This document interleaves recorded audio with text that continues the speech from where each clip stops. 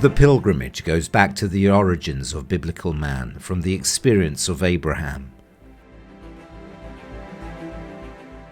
Il pellegrinaggio, evidentemente, quando uno legge, When one reads, opens the Old Testament, the Bible finds Abraham an eternal pilgrim who always trusted the Lord. The pilgrimage had a central feature. One came to Jerusalem to meet the Lord. It meant to be seen, to present weaknesses, virtues. presentare le sue debolezze, le sue virtù. In the New Testament, there are Jesus and Mary who came to Jerusalem every year for Easter. Ogni anno venivano per la Pasqua. On one of these pilgrimages, Jesus wept over Jerusalem, prophesying its destruction. Dominus Flevit is one of the most beautiful places from which to contemplate the holy city. In the morning, the sun illuminates the ancient walls. At sunset, the stones of the city are tinged with gold.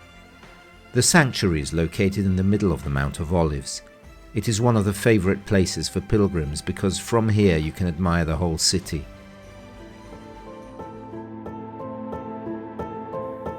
The city as we see it today is not the city of Jesus' time when he prophesied the destruction of the temple. The area around the sanctuary is rich in artifacts dating back to the first Christian generations.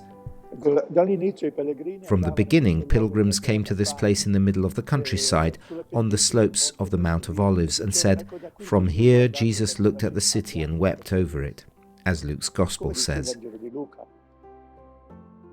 Poi il luogo anche lì è venuto poi in possesso dei francescani, un piccolo luogo. Then the place came into the possession of the Franciscans, a small place, not very big, because a large part of the Mount of Olives belongs to different Christian communities.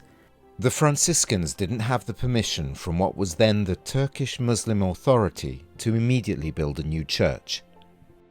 The Lord said that you could only build a new church if there was an old one on the site, and there wasn't one there. That was the problem. E lì non c'era. Questo era il problema.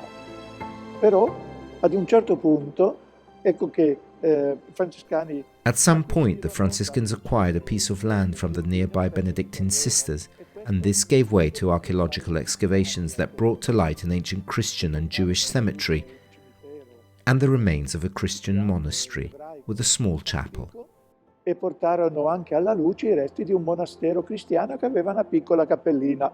Important excavations conducted between 1953 and 1955 by Brother Bellarmino Bagatti, archaeologist of the Studium Biblicum Franciscanum, brought to light the remains of an ancient necropolis dating back to Roman and Byzantine times, a complex of tombs and sarcophagi and ossuaries. Some of them have evident Christian signs and date back to the first Judeo-Christian community of Jerusalem.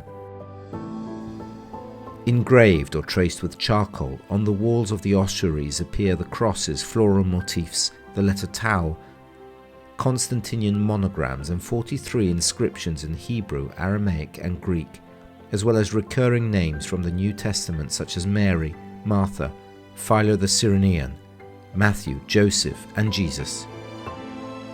The church was built in 1955 by the Italian architect Barluzzi. It stands on a floor of the 5th century.